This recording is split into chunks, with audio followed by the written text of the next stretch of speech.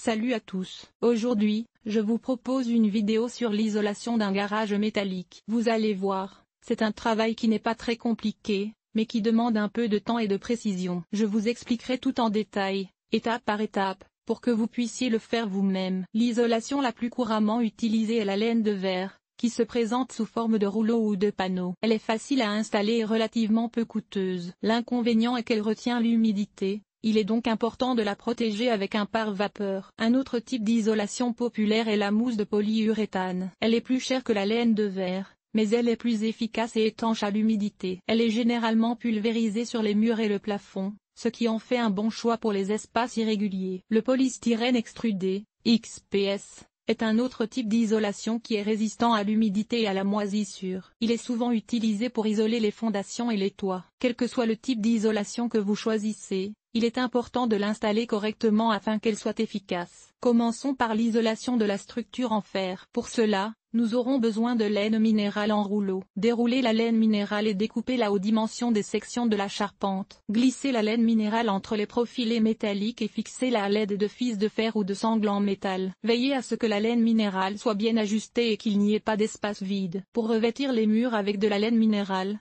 commencez par fixer des tasseaux verticaux sur les parois métalliques. L'espacement entre les tasseaux doit être légèrement inférieur à la largeur des rouleaux de laine minérale. Enroulez la laine minérale autour des tasseaux et fixez-la à l'aide d'une agrafeuse industrielle ou de clous à tête large. Assurez-vous que la laine minérale recouvre complètement la surface des murs et qu'il n'y a pas de chevauchement.